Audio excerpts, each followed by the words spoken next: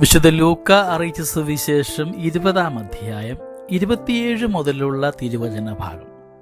പുനരുത്ഥാനത്തെക്കുറിച്ചുള്ള വിവാദമാണ് തിരുവചന ഭാഗം.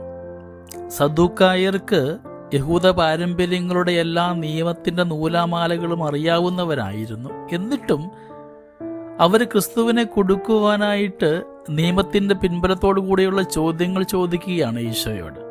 പഴയ നിയമ പാരമ്പര്യമനുസരിച്ച് വിവാഹിതനായ ഒരു വ്യക്തി സന്താനമില്ലാതെ മരിച്ചാൽ അവൻ്റെ സഹോദരൻ ആ വിധവയെ സ്വീകരിച്ച് അവന് വേണ്ടി സന്താനത്തെ ഉൽപ്പാദിപ്പിക്കണമെന്ന് മോശ കൽപ്പിച്ചിട്ടുണ്ട്.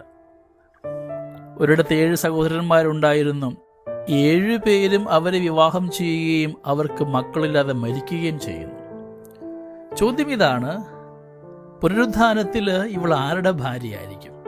ഈശോ ഓർമ്മിപ്പിക്കുകയാണ്, പുനരുത്ഥാനത്തിൻ്റെ മക്കള് ദൈവത്തിൻ്റെ ദൂതന്മാർക്ക് തുല്യരാണ്. അവർ ദൈവമക്കളാണ്. ജീവിക്കുന്ന ദൈവത്തിൻ്റെ പ്രിയപ്പെട്ട മക്കളാണ് നാം ഓരോരുത്തരുമെന്ന ബോധം നമുക്കുണ്ടാവട്ടെ.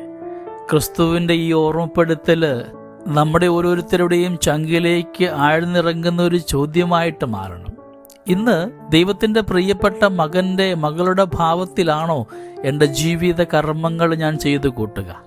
നമ്മുടെ ദൈവം മരിച്ചവരുടെ ദൈവമല്ല, ഇന്നും ജീവിക്കുന്നവരുടെ ദൈവമാണ്. പ്രിയമുള്ളവരെ, നാമൊക്കെ ഈ ലോകത്തായിരിക്കുമ്പോൾ ഇന്ന് ദൈവം ജീവിക്കുവാൻ ആഗ്രഹിക്കുന്നത് നമ്മിലൂടെയൊക്കെ തന്നെയാണ്. ദൈവത്തിന് ജീവിക്കുവാൻ പറ്റിയ തരത്തിലാണോ എൻ്റെ ജീവിതചര്യകൾ, ദിനചര്യകൾ, ചിന്താഗതികൾ, മനോഭാവങ്ങൾ ഞാൻ വെച്ചു പുലർത്തുക എന്ന് ധ്യാനിക്കുന്നത് നല്ലതായിരിക്കും.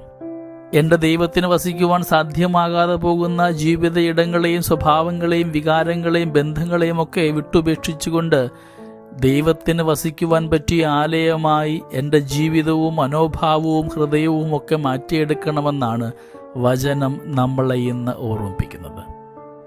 ഇന്നും ജീവിക്കുന്ന ദൈവത്തിൻ്റെ ആലയമായി തീരുവാൻ നമ്മളെ ഓരോരുത്തരെയും യോഗ്യരാക്കണമേ എന്ന് നമുക്ക് ദൈവത്തോട് പ്രാർത്ഥിക്കാം. ദൈവം നമ്മളെല്ലാവരെയും സമൃദ്ധമായിട്ട് അനുഗ്രഹിക്കട്ടെ. നമ്മുടെ കർത്താവ് യേശു മിശിഹായുടെ കൃപയും പിതാവായ ദൈവത്തിൻ്റെ സ്നേഹവും പരിശുദ്ധാത്മാവിൻ്റെ സഹവാസവും നമ്മളെല്ലാവരോടും കൂടെ ഉണ്ടായിരിക്കട്ടെ, ഇപ്പോഴും എപ്പോഴും എന്നേക്കും. ആമേൻ.